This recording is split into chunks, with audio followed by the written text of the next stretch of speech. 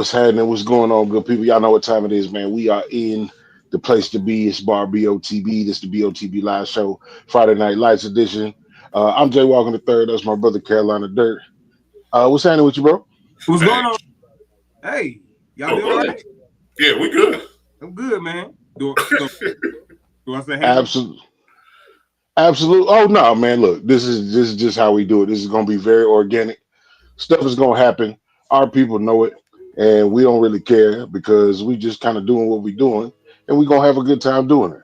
But we do want to introduce down at the bottom, artist, producer, all around good black man, Mr. Jamal St. Clair. How goes it for you today? I'm good, man. Thank you so much. Listen, I appreciate it. Good black man. I love it.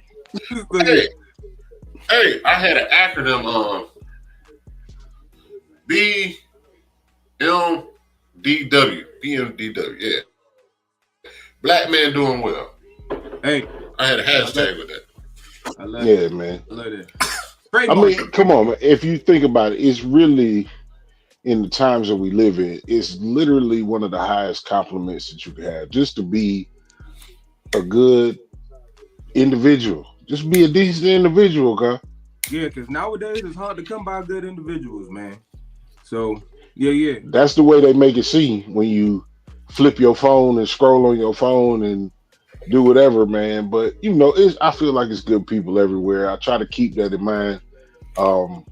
You can be inundated with the BS if you let it. Yeah. All right, so what's the? Let me ask y'all real quick. We about to get into, just because we talked about that. What's the best compliment that either one of y'all ever had about being a black man? Me, man, to be honest, it's about being a black man and being a husband too, right? Oh, so it's about people recognizing the way that I love my wife and take care of my wife. You know what I'm saying? Like, and just take care of my family. I think that's one of the greatest compliments. Like, you try so hard, especially in this life. Sometimes you get, sometimes you're up, sometimes you're down. But noticing, having people notice that you're trying your best and you can see the fruits of your labor and things like that. So I definitely appreciate that. You know what? I guess for me, I don't really look past my mama. You feel me? Like if I'm able to show my face around my mama, you know what I'm saying?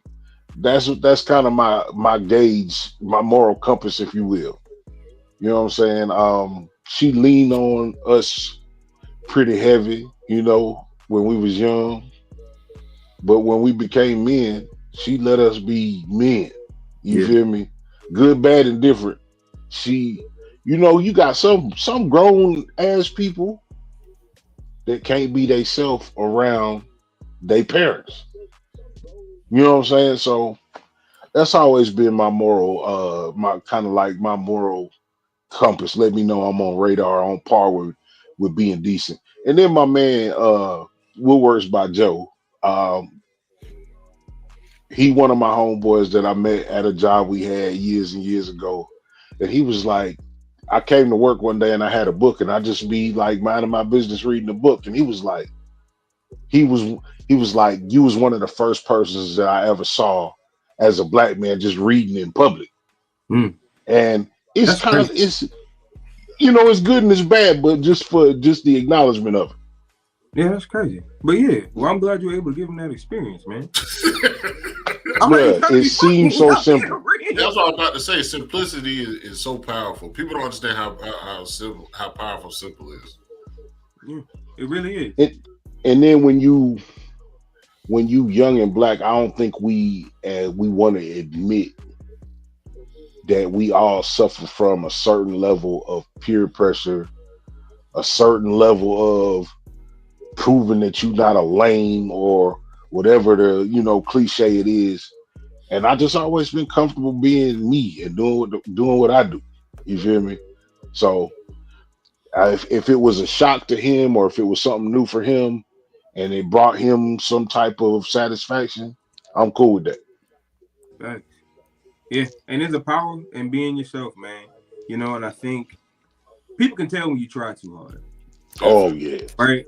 and people can tell when you're authentic. And that's one thing like I've always wanted to, do is just be my authentic self. Like if it don't feel right, then I can't do it, man. So, and that's just what my pops taught me. So, yeah. How about you, my man? What's the best compliment you ever received? A while ago, I used to always go to U.S. Deli over here on Delta or American Deli. And the black girl, she had worked there for the longest. I think since they opened it. She was just like, every time you come here, you got your daughter. That's good. And I was like, the simplicity of it. It's just the simplicity of that. So, stuff like that. That was a big one. Because, like you said, you just as a father, you just always want to seem like you're trying. Like that's the biggest compliment somebody knows you're trying. And it's just like the simplicity of having my daughter with me is me trying. Like there's some women out there that don't do that. It's also fighting the narrative that you see of black men not taking care of their kids, not being in their kids' lives, terrible baby daddy. Bro, I seen the most heartbreaking shit the other day, and it's easy to see the most heartbreaking shit on the internet every day. For sure. But this little girl was with her biological, and she's just recording on her phone. And this nigga is railing, like, call your mama now, because I don't even know why she brought y'all to me. I don't even mess with y'all. And the little girl just kind of broke down, and it messed me up. Like, are you really legitimately talking to your flesh and blood like that? Yeah, that's crazy. So, yeah. I'm glad that you got a good relationship with my niece. You know what I'm saying? And if you didn't, I would. But back to your point, like, I feel like as black men, like, every time we step out of the house, we're combating everybody's mindset, combating all these stereotypes and stuff like that. So on top of the weight of being a man, you have a weight of being a black man, right? And that's what often, carry around, don't even say nothing about, you know what I'm saying? So when people do make those compliments, it does make us feel good because we're like, okay, we're doing the right thing. Even like you said, something simple as just reading. You know what I'm saying? That's that right there too. So yeah. But yeah, thank you for highlighting that though. Yeah, nah, man, it's a real thing. Just like, I'm not gonna go too far backwards, but when this election happened, that day after the election, cause the amount of black women that I seen on the socials going crazy about how we don't never had a back and how we didn't, we trying to save y'all and y'all ain't doing the right stuff. Y'all messing with to make America great again. Just to find out that, everybody don't know how to read an exit poll. Yeah, and it wasn't even us, cuz. Like, it wasn't even us, man. Like, and we all voted, majority the same way. And we all had everybody's back. But I think because we are the leaders of culture, we are the leaders of, quote unquote, being cool, right? Sometimes we forget that we are the minority in this country, right? We only make about 13% of the country, right? So like since we're in that kind of like bubble and we see each other that way, it's kind of hard for us to see out of that. So when things don't go our way, we're like, hey, it's you, it's the dudes, or hey, it's the women. And it's not that, it's the rest of the country, bro. It's not us. We stand up for each other, and we believe in each other, and I believe in each other. And I think like this is a perfect opportunity for us to come together and stand up, and and just really support black people, man. For sure, like, because if this didn't show anything, it showed that we are the only ones that's gonna hold us up at the end of the day. So, right, I feel you on that. And it's one thing that I try to always say, like you say, it's easy because we be inundated with with social media and the shit that go on the internet. So that's a small percentage of people that's out here acting a fool. I know way more upstanding, loving, supportive black folks than I know, you know what I'm saying, scoundrels, thieves, and scammers. Facts. Now, don't get it twisted. It's like anything else in the world. There are high concentrations in certain areas, but the That's what, overall image of black people, for the most part, to me, we already know we can't get caught doing the bull. You know what I'm saying? So if we can't get caught doing the bull, people try to stay out the way. You know what I'm saying? So I just try not to fall into that trap of thinking that the whole world is a fucking project and we don't know how to act. You know what I'm saying? yeah, I refuse to believe that too, man. You know? I just don't like the we try to save you shit. You could have saved. It don't take every 4 years for you to try to save a black man. Like I just don't agree with that statement. And to each his own.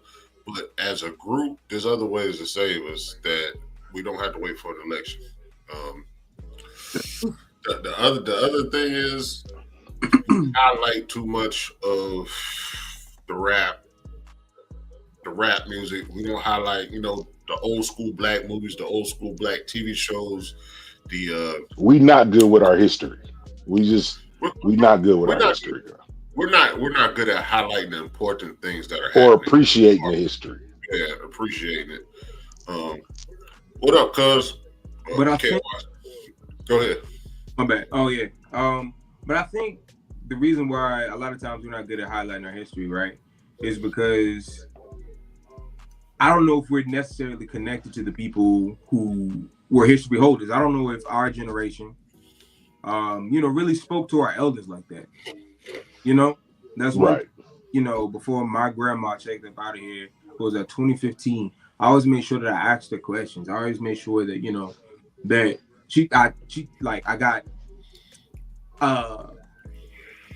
I got the knowledge that any knowledge I could get from her, I tried to get, and I think that's important because it helps you survive in this world and it helps you build identity as a black person. So yeah, one thing we got to do better is speaking to our elders, the ones that, and they're still here too.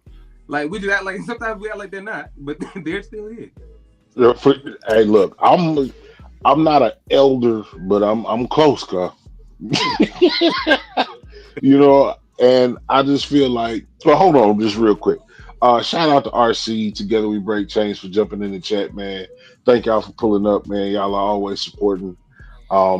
It's basketball season, you know what I'm saying? We big women's hoop supporters, specifically the Gamecocks. Dawn Staley, very fine woman, doing very fine things to support these young ladies and bring them into the forefront. So big shout out to RC. I'm not gonna hold it against him that he is a fan of Iowa and Caitlin Clark. It's just some shit that we got between us. You know what I'm saying? Caitlin is awesome. She did her thing. Nobody wanted, not nobody. People didn't want that white girl to be as good as she fucking is. Let's just be real. That's real. But don't worry, he a Giants fan too, so that make up for it. Being a Caitlin fan. Hey, but RC, hey, that's real. I posted, I made a comment today about Chloe Kitts. Like last year, Chloe Kitts was on the floor twice a game. Hey, these first 2 games, because she missed game, she been a dog. She been all over the court. She done assimilated to Columbia, South Carolina. She ain't doing no homework, and she gained weight. Well, what she said was, I saw an interview. She said she realized shooting in the gym wasn't it. She had hit the weight room. Yeah. So she said she hit the weight room and she hit the weight for 4 games now, and it's paying off. Okay. Hey man, we done messed up this whole outline of the show. We done missed first call and we got damn near. Well, we ain't miss it. We still in it because we could do it. So first call is a little segment that we got, man. It's AKA the 6-pack. It's just like an icebreaker. We've already gotten to know a little bit about your personality, just the way that you show yourself. Very good dude. But these is 6 random questions. I got 3. My brother got 3. It ain't no right or wrong answer, and you ain't gonna win shit. Bet. Rapid fire. Okay. What we doing? Okay, so I'm gonna do some throwbacks just because I can't really think. We gonna do favorite superhero. What superhero do you identify with the most? All right, those two different questions. So I'll go with the second one. Which one do you identify with the most? Man. Favorite superhero that I identify with the most. I'm gonna go with Punisher does count. Just because he's one of my, just because I like the X-Men, bro, I'm gonna definitely say Nightcrawler, right? Wow. Nightcrawler was one of them dudes. Very underrated. Yeah, facts. Just because one, I like his powers. Two, he was just a stand-up guy, man. And plus, he was Christian, and he had hands too, and he was a bit of an outcast, and growing up, that's how I felt for a little bit. But I eventually came out of my shell just like Kurt did. So there we are. Nightcrawler. Nightcrawler is definitely, I'm old, so I come from the arcade game shit. And Punisher is an anti-hero, but I guess it counts for the question. If you fuck with the Punisher, I don't disagree with that. But they had the old X-Men arcade game, and Nightcrawler was so dope on that game. Mm-hmm. I'm more of a Gambit dude though. I always fuck with Gambit. I like Gambit too. Second question. What automobile, vehicle, could be a motorcycle, whatever. What automobile did you own or have access to that got you in the most trouble? The most trouble? Oh, I want to say my Buick LeSabre. It was a 1996. I used to take big ass car. Yeah, man. Oh, big boat floating. Hey, I was a big dude. Had to, ran up and down the street and all of that. I let somebody hold my car one time, broke down, had to go back and fix it. Parents was upset at me. I took it places I wasn't supposed to go, did some things in there I wasn't supposed to do. Lots of space. Lots of space. Lots of space. So yeah, my joint was jacked up too. Like you couldn't open the passenger side door. So like I could never open the door for the ladies when I pulled up at college. I kind of had to like lean over, or I had to like roll down. Sorry, black man. That's what that was. No chivalry sound. Pop that joint out and then put it in the car, close the door. Also, really random about that car. Love that car, man. Listen. So I was in college, right? And we were coming out from an event.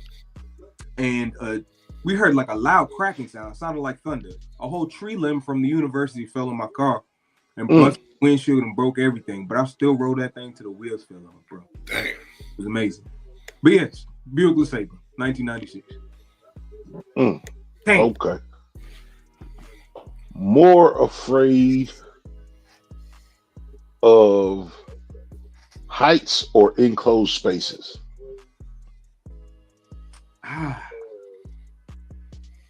Is neither an option? Neither's an option. Yeah. I don't think I'm scared of enclosed spaces because as long as I can fit in there, I'm straight.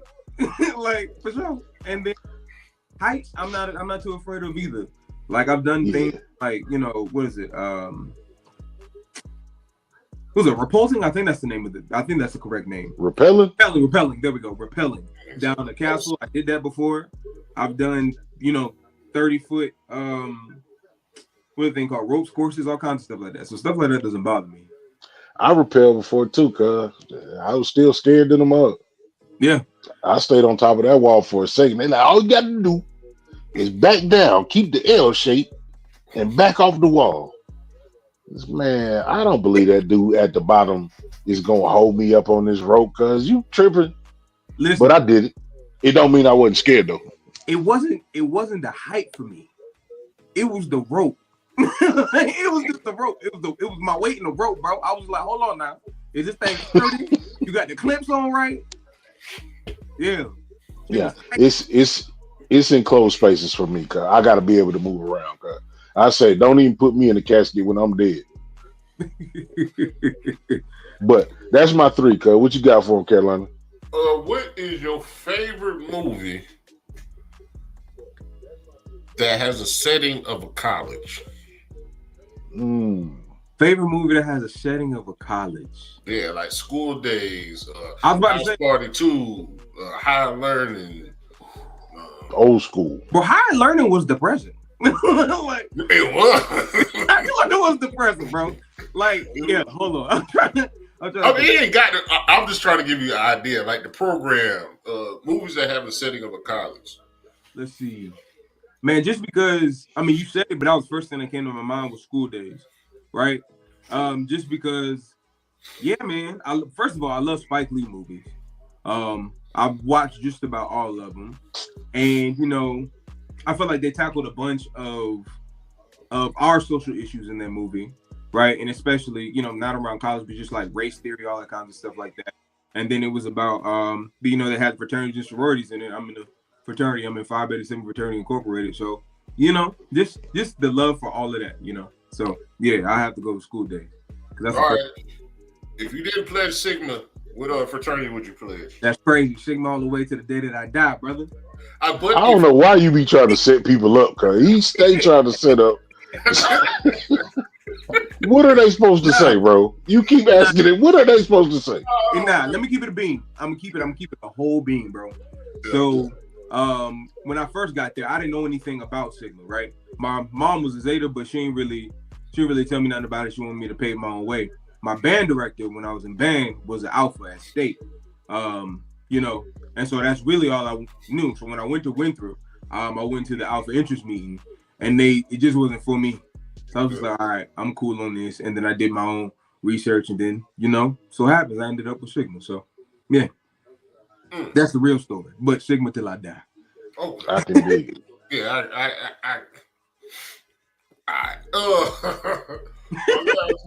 another one. Fuck that. Spelling bee. A drunk spelling bee or a drunk math competition? Oh. Although I said repulsing and it was repelling, right? You caught what I said? But I tried to catch it. We called it at the same time, repelling. I was okay, cool. But I am going to go with drunk spelling bee. One, because when I was younger, I was lit. I was good at spelling bees. Now math, trash. I am trash at math. Listen. Algebra sucked. That's what I tell people all the time, bro. I am good at math with 2 F's because it's fucked up after that. Like I do arithmetic. I can add, subtract, multiply, and divide. Once you introduce letters and shapes, it gets a little crazy. Why do we need this? I have no idea. Like, yeah, I can count. My daughter in the 3rd grade, when she bring her math work, I'll be like, hey, what till your mama get home? I heard they got this Zoom math too. Bruh, that new math is crazy. Like, even subtraction ain't the same. No. Yeah, wait for your mama. My wife is a former teacher. Praise God. So yeah. That's funny. Yeah, don't come to me. Don't come to me with no homework questions, cause I ain't got nothing for you. Yeah, I can't even curse you out. Read grammar, I can help you. I got a question for you. What's up? All right. Greatest rap album of all time? Ooh. Greatest R&B album of all time? Ooh. See, you in our wheelhouse right now. Okay. What's up? Now, you're asking for the greatest of all time. In your opinion, okay. Now, all right. So, in your opinion, right? So this is how I answer this question, and I always say this before I answer this question. What I say today will not be what I say tomorrow. I'm the same way, brother. Okay. Greatest rap album.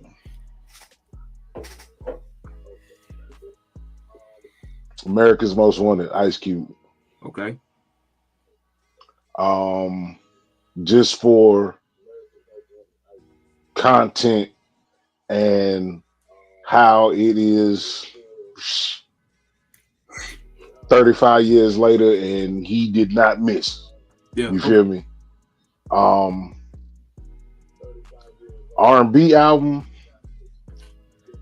it's a toss up, and it's gonna be a crazy talk. One of them is not crazy, and one of them is only crazy if you don't know music. Okay. Um, I'm right here now. Yeah, you got me. Yeah. and it's because I listened to one of them the other day, D'Angelo Brown Sugar and Donnell Jones, Where I Want to Be. Bro, why was this Donnell the other day? I listened to the album the other day. I'm not lying to you. Not every track, but I listened to that the other day. Both of those albums slap, no skips. No skips. No skips. No skips. And if you tell me it's a skip, I almost want to fight you. Yeah, I'm a judge. I'm a big judge. Big judge. No skips all the way through. Yeah. I figured it out, cuz, and Donnell Jones had a bottle of Hennessy. If you look at the album cover, people don't pay attention to it. He had a bottle of goddamn Hennessy and a pack of Newport 100s. Yeah. Didn't he have a guitar on that album cover? And he's holding the guitar, but on the mixing board. And then October London, I'm looking at his video the other day. Mm-hmm. Same thing. Drink in his hand, pack of cigarettes on the table. Kids, do not smoke cigarettes. They're bad for you. But there's a certain level of pain and strife that you might get out of that thing. That's what I'm going to tell you. Real quick, just because you said that, go back and listen to KC on the R&B shit with Tank. Yeah. He said he redid Buddy's song to some cigarettes. He redid God dog it. Bobby Womack. He did that shit with a bottle of gin and some cigarettes. See, a bottle of gin is crazy. A bottle of gin is another thing. You know, my judgment don't mean shit. That don't mean I can't give it to you. A bottle of gin is crazy. Yeah. Gin is nasty. I ain't gonna hold you. Yeah, pine salt. Yeah, it's hot pine salt. Can't do it. It's right up there with vodka with me. I can't do it. Just because I listened to it the other day, also, I think DMX's first album changed the world. It changed me. That would have been up there. Tomorrow, I'll say Dark and Hell is Hot.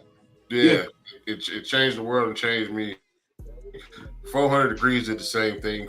Goody Mouse Still Standing did the same thing. But I think DMX is just the wave it hit, and especially with music back then.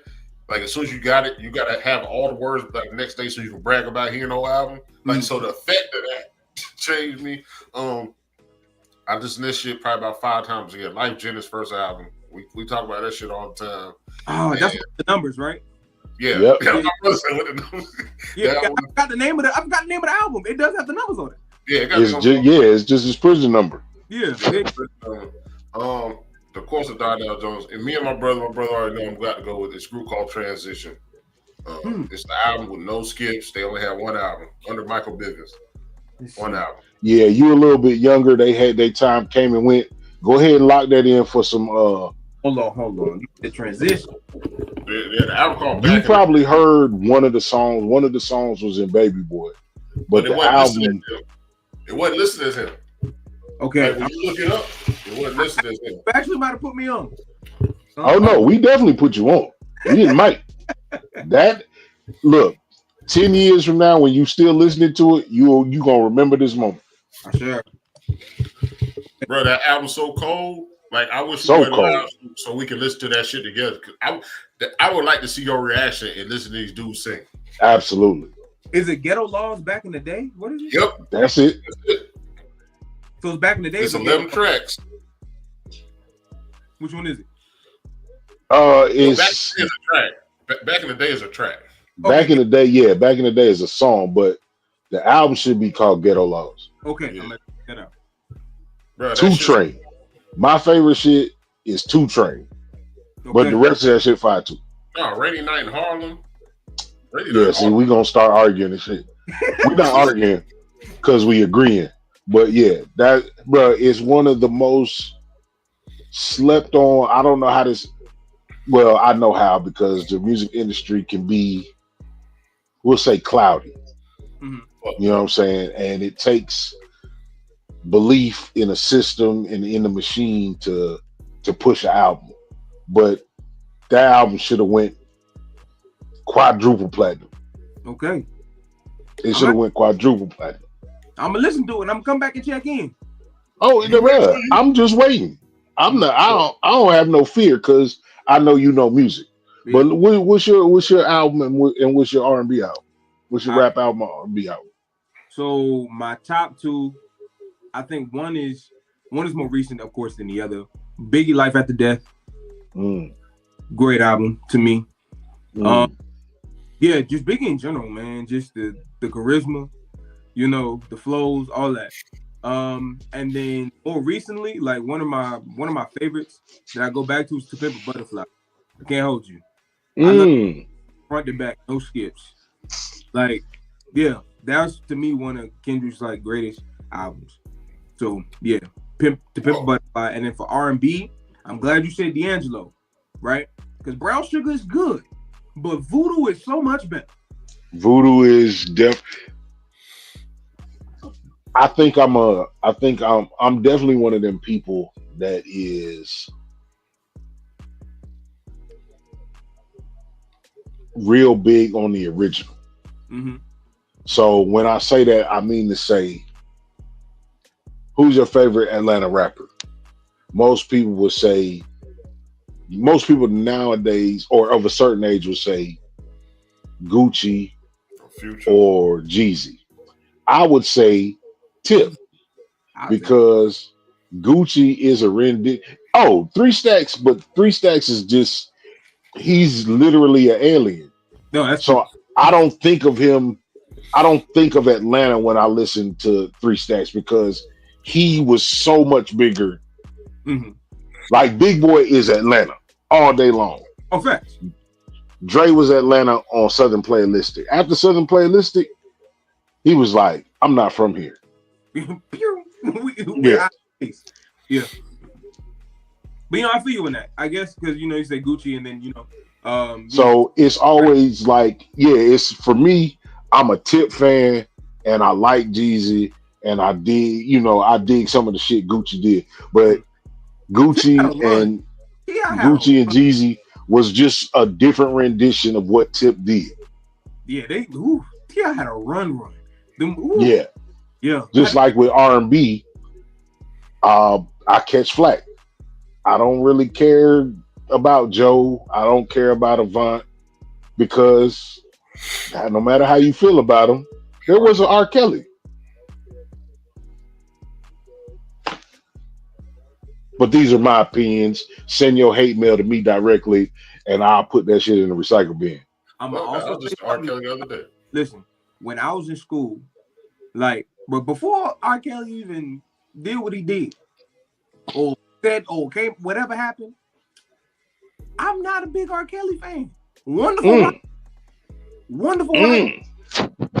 just not for me. I don't like his voice. That's me. That's fair. That's fair. Yeah. But Wonderful Rider, man. Like, what was that? Unfortunate Fire. He wrote it. Fire. It's amazing. Made his own. Love it. Maxwell is one of them people too that I really enjoy.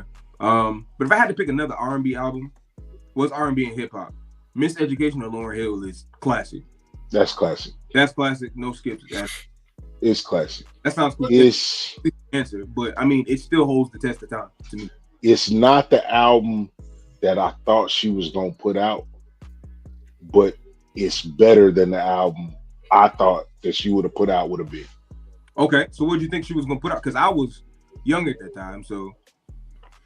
And that's the thing. Like, so with this conversation, age is gonna play a factor in why I feel a certain way about certain things. I can get why you not a big R. Kelly fan. Now, if you was my age, I almost guarantee you that'd be different. Okay. But I thought that Lauryn Hill was gonna be. I knew she was gonna sing, but I thought she was gonna be more hip hop on her album release. So when it was more of a mesh, but everything she did was just powerful. There was she trimmed all the fat and just gave you a perfect situation. It was perfect, man. I don't even think people give like, 3K a lot of flack because he doesn't have his own solo album, or they give Lauryn Hill a lot of flack because she only had that one album. But some things don't need sequels. Some things don't need the solo album. Anita Baker only had one album. Some things are perfect, right? And the Miseducation of Lauryn Hill is one of those things to me that are perfect. So yeah. ATL was a perfect album to me too. Yeah. ATL. Look, don't get it twisted. Like, ATL, if you real about it, them first 4 albums from Outkast was perfect albums. This is in true. their time, in their place, those was perfect albums. Crumbling Herb is still like the most phenomenal song in the world to me. And that's off the first album. No, you know me, I'm 13 Flows. That Growing Pains 13 Flows on the ATL, that's my favorite. That's just the shit right there. That you got to make up a word for that. So that's my favorite. Yeah. Ooh. Yeah. I heard y'all say that was my alarm clock for like 2 years straight. That's crazy. Word for word. That's how I woke up every morning for like 2 years. Word for 13th floor. Okay. Somebody who said there was a Goody Mob fan? My brother. He said that's Still Standing. I mean, yeah, Still Standing album. Got you. Speaking of Goody Mob, I'm a huge CeeLo fan. Right? Like not like CeeLo when he started singing Christmas songs and wearing suits. I'm talking about when he had like the curly wig and was doing the self-named album. Like my dad used to run those in the ground. That's also some of my favorite music. Like it's phenomenal. Right? So yeah. He got a new track with Project Pat. Who, CeeLo? Yeah, CeeLo with Project Pat. Shit, I don't know. I just ran across it. I'm about to say I just saw something with Killer Mike in Project Pat. That's what it was. But yeah. CeeLo on it too. CeeLo on it too. Okay. I think CeeLo's singing the hook. That's good. I feel like with a lot of younger hip hop artists, I don't think we get a lot of young hip hop artists. I think we get a shit ton of rap artists. I don't think we get a lot of young hip hop artists. You feel me? It's definitely not the same, man. Right. And I was having this discussion the other night with my lady is if you on your 3rd album and you still selling dope and got the bra with the fattest ass and the car, like I don't care. I don't care. If I don't see no growth in between your albums, I don't hate you. I hope you get all the money that you can generate. But I don't give a fuck about your talent. That's why I can no longer do Drake. Okay. I never could do Drake. Nah, early Drake was kind of, to me, early Drake was kind of fire. But this new, bro, like, I think maybe it had to be, was that Scorpion, maybe? Down? Scorpion is, what's on Scorpion? Scorpion had, what is it? That's around the time it's beat with Pusha T, so it had, what's that? The Lauryn Hill sample. That song is on there. That Michael Jackson song he sampled is on there. I just flipped the switch. Yeah. Nonstop is on there. That's Nonstop. Yeah, just that. Like I feel like with Drake, like when he came out, I was like, man, this little light-skinned fella kind of hard. And then he started acting hard. And I was just like, I'm good. This is like, don't get me wrong, right? Like in my rapping, in my hip hop, like I love the bravado, right? But only, I think once again, it comes to an authentic thing. Like, are you being authentic in what you're saying, right? And and I just don't feel the authenticity anymore. And that's just that. And there's much more to life than, the women, the money, the drugs. You know what I'm saying? Like, there's so much more to life, and I wish that. And that's one thing that's that I'm working on, is working about more life things. Music for the everyday people. Like, it's cool. It's cool to want to have all these things, and, all that stuff like that. But there's so many things that people need to heal from. There's so many things that people feel alone in that you can speak about, and it really touched the people. I don't think people are worried about touching people anymore. They're more so worried about, getting people to nod their heads and making that money. And that's not what hip hop or music to me is about. It's cool every now and again, it sounds good. But you got your Coast Contra, you got your Simba. Ooh, that Coast Ray Vaughn. Smoked it. Corday just dropped something today. Yeah. He did. Yeah, he did. He was on LA Leakers. That's the latest thing I seen. No, he got something else too. He dropped something else. Album today. Yeah, he dropped. Oh, okay. Mm-hmm. That's why he was on LA Leakers then. Yeah, it's called Cross. Yeah. With the Bone Thugs and Harmony sample on the intro. Okay. Well. Yeah. I vibe with Corday in a real way. I still like people tell me how you feel, because this might be more in your wheelhouse. I'm Unc now, so Unc don't have no, we watch. Yeah. No, I don't think so. The credit that they give Yachty for rapping, cuz why is he writing for people? Who? Yachty. Oh, all right. Oh, we talk about Yachty in general, or we just talk about what part of Yachty are we talking about? When did he become the go-to for a good song? Okay. Yachty stuff is catchy. It's catchy. Some of it don't make no sense. Some of it is a bunch of just blah blah blah blah blah. But it's catchy, right? And I guess his melodies, it's just catchy. Now, one thing I will applaud Yachty for is that he's not afraid to experiment, right?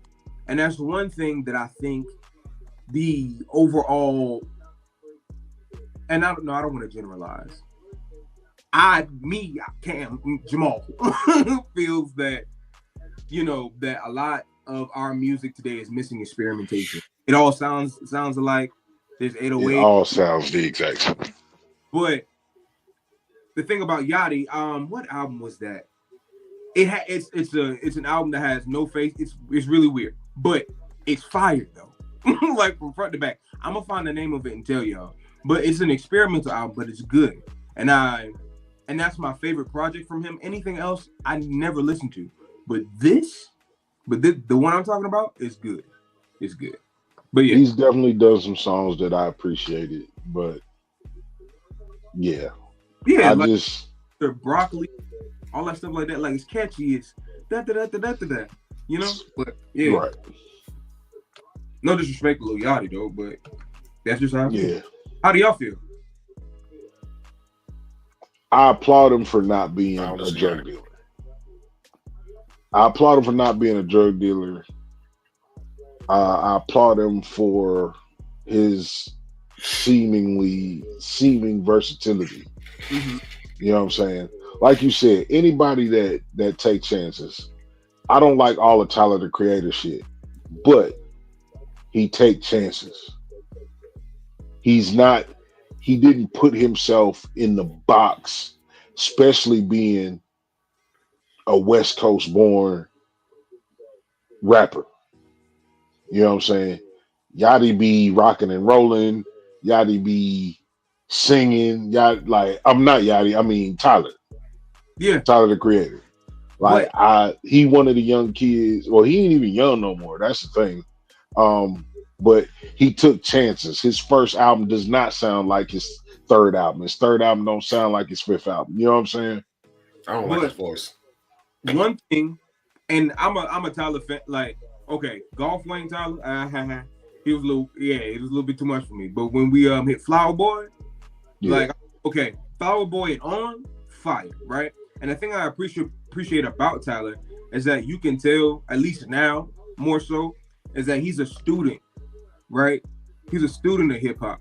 You know, you can hear his influences, and like you said, you can also see the fact that he tries to merge those things together with his own personal style, and that's something uniqueness, you know, and just authenticity. The ball boys back down to that, like, yeah. So I appreciate Tyler for sure. Let me ask y'all this: where do y'all rank on sons? Where do y'all rank Damani on father being a rapper and the son being a rapper? In the lineage of rappers and their sons try to rap or become rappers. I'll let you go, Jamal. I like Domani, right? And he, once again, he's carving his own lane. He's not T.I. But I like his content. Just like you said with Tyler, like I don't like his tone too much. But other than that, like I think he's cool. How about y'all? I'd say out of the father sons of rappers,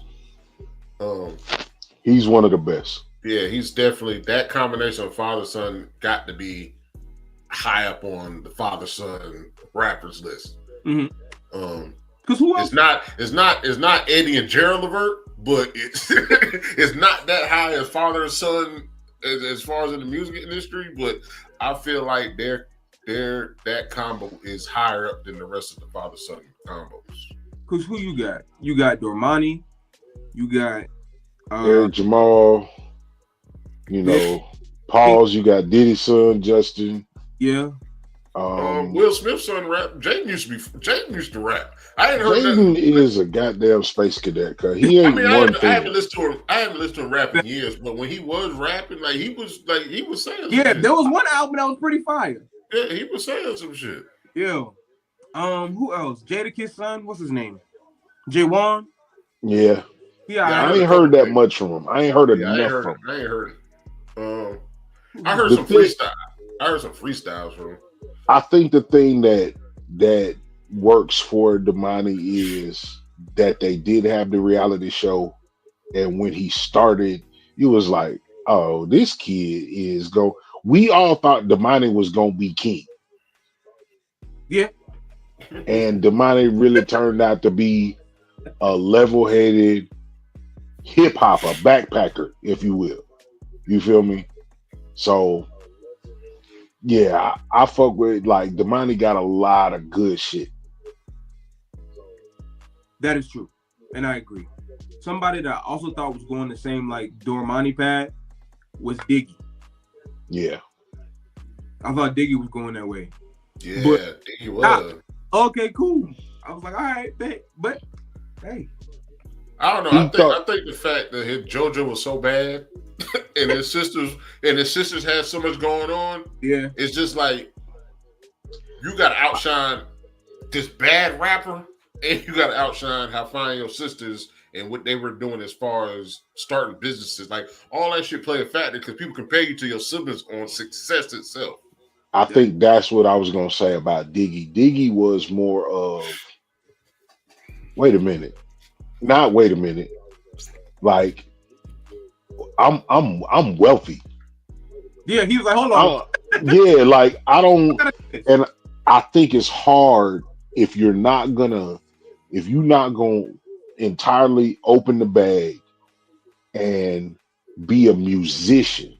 Mm-hmm. I think that'd be the hardest part when you are an heir to a hip hop legacy or a hip hop family. I don't think they figure out that you have to be completely different or unafraid to try shit, to not sound like their parents or to not be compared to their parents. And I think, again, that was Domani.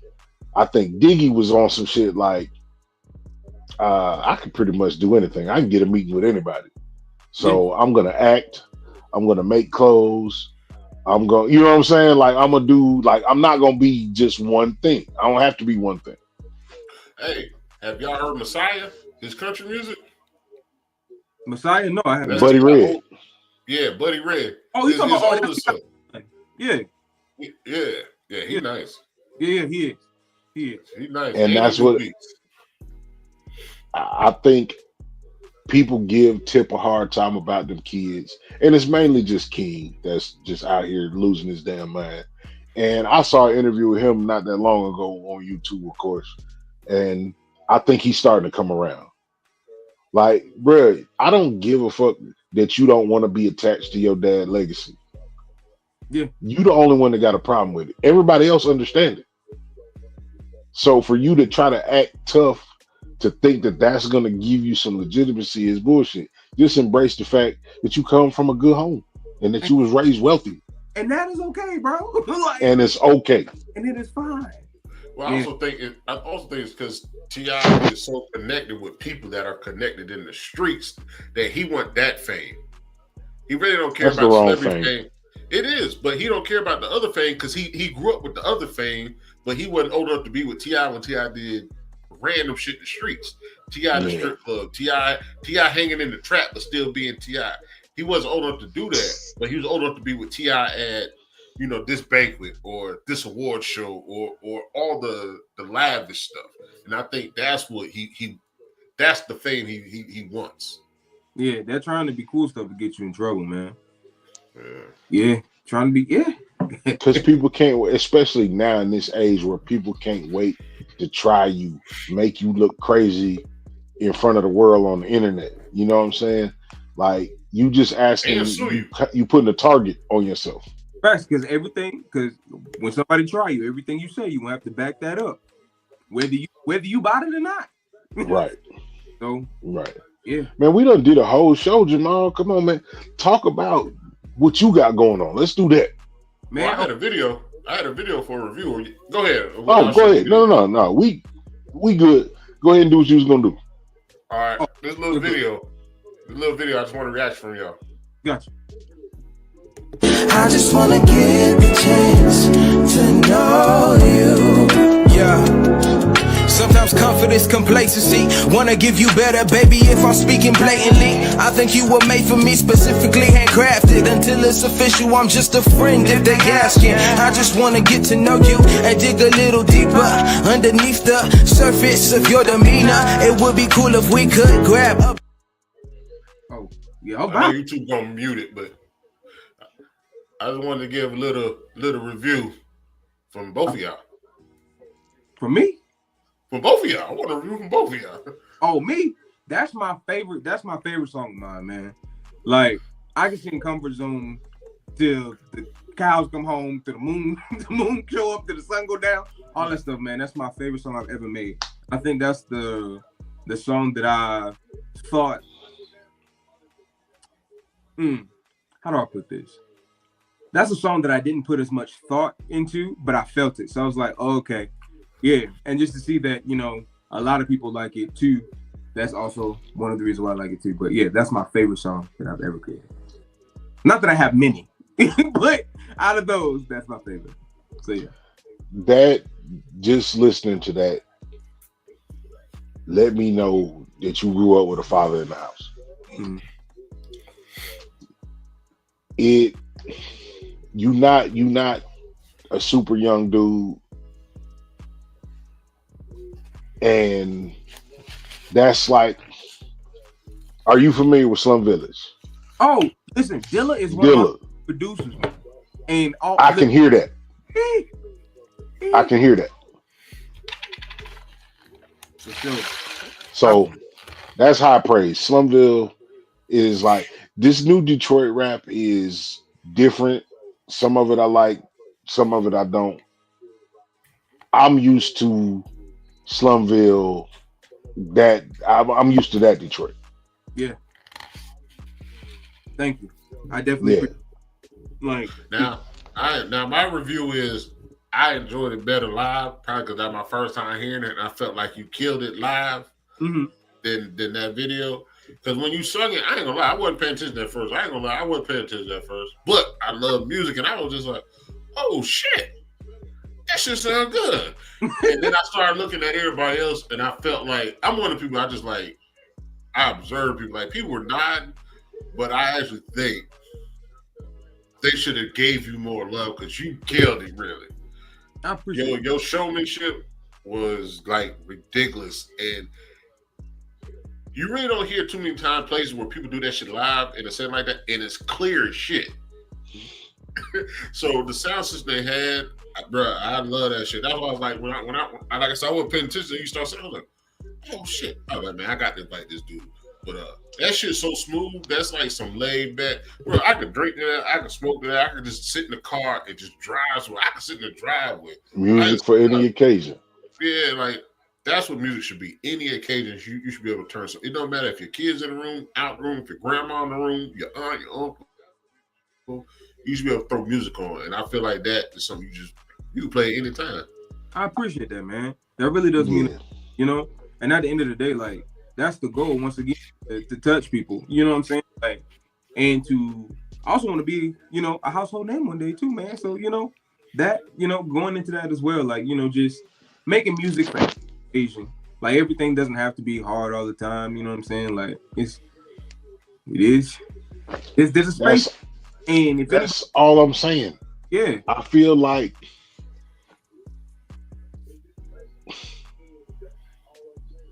people don't know that there's no box. We've been programmed, and people are generally programmed by what they forced to listen to, guys. And you don't even know that you don't really like that shit no more. We came up in a time where you could be like, nah, that shit trash. You feel me? Yeah. And just go on about your life, not go on a tirade, not get on a soapbox about how trash it is. That's not my shit right there. Mm-hmm. But now with the way that social media and IG and TikTok work, you gonna hear that shit a million times. If somebody wants you to hear it a million times, you gonna hear it a million times. And by the 447,613th time, yeah, you like, maybe that shit all right. Nah, can't do it. And you know what else is? They rather the likes and the hearts than somebody tell them that shit sound good. If you say, man, that shit sound good, they just blow it off. Because they worry about the likes and the clicks. And that's the other part. Because the shit, it's not going to translate long. But that's what they go for. Nah. Yeah. I don't sell drugs. I'm big on firearms, but not just toting them, not to just be gangster. You feel me? I've been around a lot of dudes. I've been around a lot of dudes with money. I've been around a lot of fine ass women. I've been around a bunch of fine ass naked women. I just wish that storytelling and the pen would come back.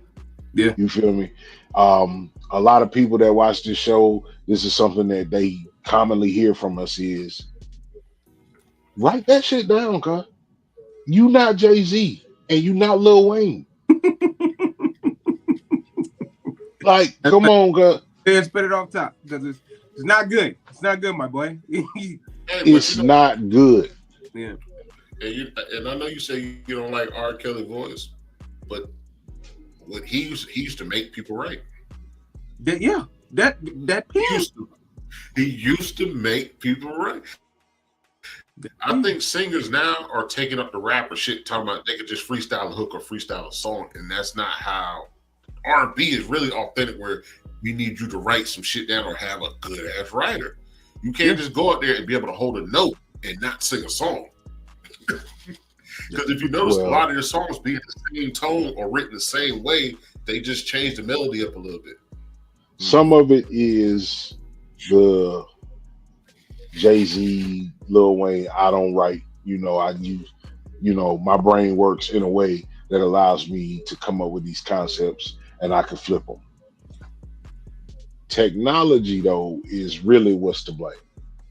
Because once upon a time, you had to spend however much an hour, anywhere from $150 to $500 an hour to record. Yeah. So you couldn't go in there and bullshit your way. But now, you know what I'm saying? You got Adobe, you got Pro Tools, you got whatever you got, and you can punch in 137 times. I don't understand your song is 1 minute and 49 seconds long. You punched in 63 times.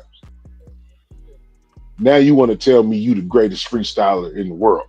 Ooh, no, bro. Kiss my ass, bro. And granted, I haven't polished my skills in quite some time, right? But and not saying I was in like some like big cipher doing all this crazy stuff, like, but people don't freestyle no more. They can't do it off the top of the head.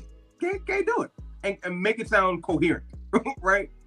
Can't do it anymore, man. And that's a lost art.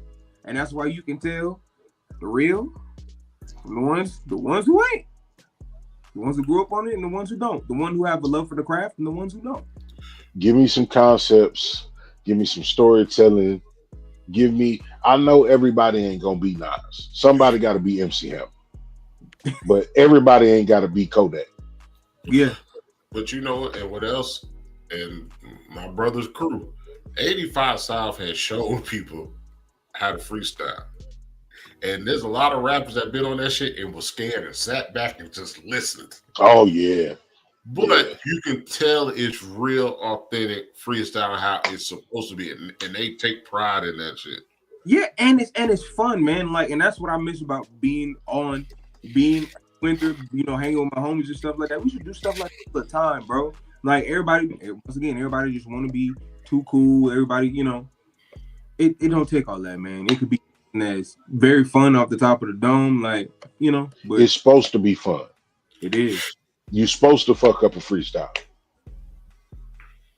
So I've definitely been present. I was present one time because this dude, local dude to South Carolina, I don't know where he at now. He used to go by J30. This man freestyle for like 9 fucking minutes, cuz I was in the presence. He freestyled. I know it was a freestyle. He clipped once in the first 90 seconds and flipped for 8 additional minutes. Like until we was just like, turn the beat off, cuz. Turn the beat off. Cause you're waiting for him to fuck up. At first you like, shit, I'm about to get in too. Oh no, this nigga, he is having an out-of-body experience. So you can have those moments. But pound for pound, those moments come along very rarely. I got a homeboy. I don't know about 9 minutes, but he can freestyle. Yeah. And he can freestyle like crazy. Shout out to Will. She Will for Will. And I can connect you guys so you guys, can have a conversation too. But for sure. The boy can rap. Okay? Can rap. So yeah, but it's a lost art, man. And I really think, we need to get back to that. And just having concepts. Need to go back to, once again, just speaking about real things, man. Because, everything has its place. But after I leave this club, I have a real life to live. Have y'all listened to Big Ass the Plug album? Okay. Tell me what you think first, and then I'm gonna go. I feel like he had a concept the whole album, and I really liked it. Musically sounded, my brother he said Rick Ross has one of the best productions as far as clarity and beats and sound. Big Ass the Plug album that shit was good. That's all I can say. That shit was good. I listened to it one time. You can tell by the choices that he make. He got a little bit of versatility in there, but you can tell by the samples that he used that he's influenced by music. You feel me? And that's what I'm looking for from, that's my beef with drill music. Drill music is I don't care. It's gonna be the same. It's gonna be the same every fucking time. Your name is Little, whatever drug. You got a goddamn Hemi and a Hellcat, and you got you know what I'm saying? Like, I know what I'm gonna get with drill music. It's cool. Okay, you gonna kill me, cuz. All right, I'm gonna clap for that. You gonna kill me. Round of applause. Good job. Yeah. Good job. But I look for him, Mexican OT. Oh, Mexican It's some new people out here that's really about the music. For sure. Hold up. Go ahead and say what you about to say because I got this other. Oh no. I really enjoyed Big X the Plug's album. Right, I enjoyed the production. I enjoyed the concept and things in it. I will say he's not as versatile. With Flo. He put out an album. He just came out, and we all learning. Yeah. I'm still learning. I got one flow now, and that's my now. Still working on it, brother. But it was a good album. Have y'all heard? I gotta say this right. How She Sent You? Oh yeah. No. Swinging on them things, bruh. When I take now, have you listened to his freestyles and other tracks? I know. He did. Send you? Yeah, it's HASHI space SENJ. Young dude from Houston, cause he coming up right now. No, he's not. He's not from Houston. Say what? He's not from Texas. What you mean you're not from Texas? He's not from Texas. He live in Texas. He is not from Texas. That's why. Where is he from? That bro is a Katrina baby. Oh, he from New Orleans. He from New Orleans. He a Katrina baby. Listen to his story. Okay, I gotta pay more attention. But New Orleans and Houston, they like country cousins. And that's what he said. And he flip it. If you hear what he's saying, you can hear the Texas in it, and then you're gonna hear the Louisiana. Okay. But he be doing freestyles and verses. Hey, that shit, he be going hard. I've been on him now for about the last maybe 6 months. And if you hit his TikTok, he respond. Okay. Yeah, he respond because I told him, I said, because I feel like he about to go up right now. I was like, bro, don't you sign no deal. Stay independent because you already talked about that. Yeah, like, bro, you in Texas. You got Slim Thug. You got a bunch of Houston rappers we never heard of that made millions right there in their own state. He said that too. He said he loved it. He said he said that recently on a podcast. He said he ain't looking to sign. He said he just loved music. He loved doing what he doing. He heavily influenced by anime. So that's kind of where he got his name from. Oh, that makes sense. I was like, it sounds like I was like, I don't think that guy's black. And then I looked up, no, he's black. Cool. Yeah, bro, I mean, he rapped on Master P. He rapped on the old Master P track. That shit hard. Ooh. I gotta find that shit. Yeah, do a little research because his freestyles is crazy. Cause his wordplay, his metaphor game is top tier. So we got top tier. How She Send You. Yeah. So when did you decide? Because I heard you say you was in the band. So you've been musically inclined all your life. How old was you when you wrote your first rap? How old now was I when I wrote my first rap? I want to say, for real, I think I had to be about 12, rapping wise. But I used to write like short stories all the time.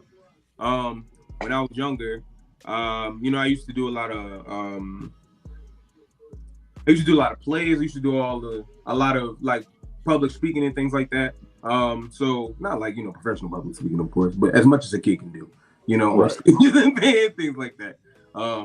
So yeah, and everybody was, oh yeah, I really like your voice. And then I, matching that with like telling stories and things like that. I was like, okay, well, what happens if I can, mix, what I love to do in the band, mix writing stories and, mix all that stuff together. And then that's how we got where we're at now. But yeah, it had to be 12.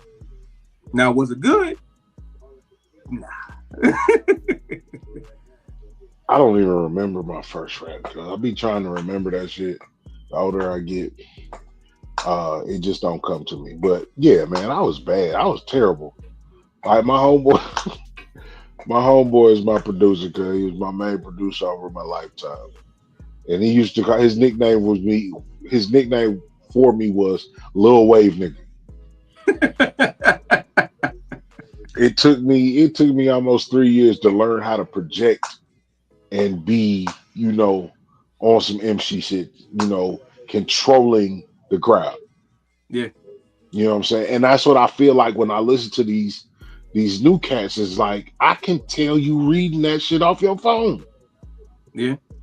You gotta, one, to what you said, I feel like a lot of people who love music have at least tried to make it, right? Yeah. Tried to make music, right? And then 2, yeah, like when it comes to, you know, you can tell you're reading off the phone, it takes practice. You can tell when something's a money grab, and you know, somebody actually puts their, you know, have somebody actually has pride in what they do, you know? So yeah. How long after you wrote your first rap did you actually record yourself? Well, that's a harder question, right? Because I didn't really have like a I don't want to say that. Humble beginnings, right? But I did have a rock band mic when I was maybe like what was that, 15, 16? So I would, you know, try and plug it up the computer and record like that. I still have some things out on YouTube from back then, under a different name that will never disclose. But it's still out there. But yes, around that time. So yeah. Don't worry, we had you know, Mossberg, Ayo Mossberg. He's from Charleston. Mm-hmm. He said his first round was on the PC mic. That shit worse than rock band mic. I'm telling you. I am telling you, it's like the perpetual chip bag being rolled up on a PC mic. That dude rapping on a customer service mic. Hey man, gotta get it how you get it. Gotta do it. Gotta get it done. So, hey man, look, I appreciate your time, man. It's Friday night. You could be doing any other hundreds of things, be anywhere in the world, as they say, man. We always say the most important commodity is not money. It's not monetary. It's time. I wish people would understand that is the most valuable thing on earth is time. You know what I'm saying? So I appreciate you coming out and kicking it with us, man. So I'm going to give you another solo. I'm going to put you up on the screen. Let people know about your projects, man. How to get in touch with you on social if you want to share that. Just whatever you want to share. Yeah, man. Well, first of all, let me say thank you. And I feel the same way. Thank you guys for, you know, opening your platform and sharing your time with me, right? Just like you said, that's the one thing in this life that we cannot get back, right? So I do for granted. And I've loved talking to you guys today, and it really did, really did bless my soul. But as far as things that I got coming up, right now, I'm just working on my production. I recently started teaching, you know, learning that and trying to get back to that. Music will be coming 5. Just right now, I'm trying to, you know, perfect and not necessarily perfect idol, right? But trying to get quality. I want quality, right? For sure.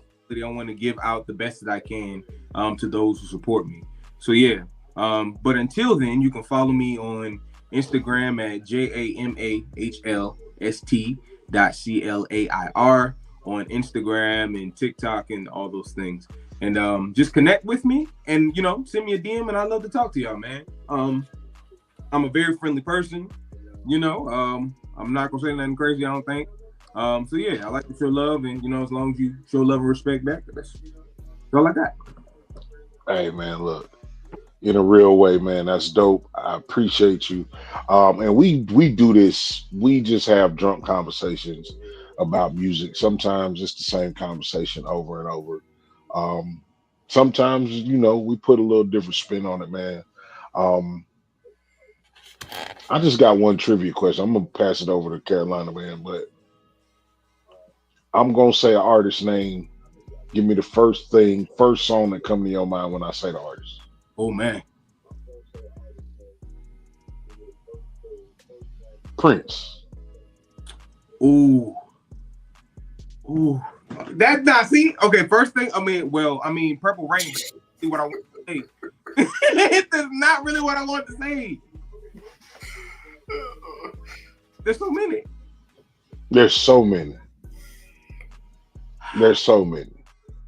But I just wanted to see. Oh man. That's the first. That's like the classic Prince song. Like you can't. They went off the screen. Hey, bro, you go. Crazy. I don't know. You knocked your camera off or something. Oh my bad. My bad. No, you good. Prince. I was just telling, I was having a conversation about it was never Prince versus Michael Jackson to me. It was always he do this and he do this. And they both the best at what they do. Facts. Some people be like, man, I ain't fuck with Mike, man. I was a Prince type dude. Okay, that's fair. But I never compared them in my entire life. Yeah, me neither. They, like you said, they were both great at what they did. Like, they're both amazing showmen. Right? For sure. Once again, have mastered the art of touching the people, making great music, So I never put the two against each other. Granted, I think at times they may have put each other against each other, but yeah. I think they were masters of business, and that's why it seemed like they was against each other. They were maneuvering through the system, they were maneuvering through the music industry like what we should have been doing, and we didn't learn. As far as we didn't pay attention. We just thought it was crazy when he called himself the artist. I think they were. They were both Jehovah's Witnesses, right? Yeah. I did not know that Prince was a Jehovah's Witness. Yeah. Prince was a Jehovah's Witness. Practicing. Yes. Yeah. So I think they knew about each other and they were maneuvering together. Because if you think about it, they both gave out the same info about the music industry. That's true. They were giving out the same info. But if you look at it, and who has Mike shitted on? Mike gave everybody respect. But even if there's not a number that we can quantify, cause how much money should Prince have earned in his lifetime? And how much of it is in Time Warner's pocket? I'm not even going to point out a person or a culture or anything like that. But let's just say Time Warner alone. How much money of Prince's did they keep? Shit, how long was he the symbol? 3 years, 2 years? Nah. I think the symbol came after he got fed up. So there was... Yeah. You know what I'm saying? So many years of money before that. Yeah. A lot. Yeah. A lot. Michael Jackson. How much money should Michael Jackson really have? If Michael Jordan is a billionaire off of sneakers. Yeah, Michael's out of here. Michael shut down Russia. Michael had Russia. He had a communist country fainting. Bro, he had all of the countries fainting. He had all of the countries fainting. He had to say nothing. Not nothing. Just show up. Just pure. Just pure. Yeah. That's crazy. Ooh. But that's what I got, Carolina. Cause you can go ahead and say your piece. A Prince song. Oh, go ahead. Is my favorite. What is it? Call My Name. Prince. Oh, that's mine. Love that song. It's Call My Name, Insatiable, Beautiful Ones. Yes. For me. Call My Name is tough. The beautiful ones, depending on the day, the Beautiful Ones is number one. Mm-hmm.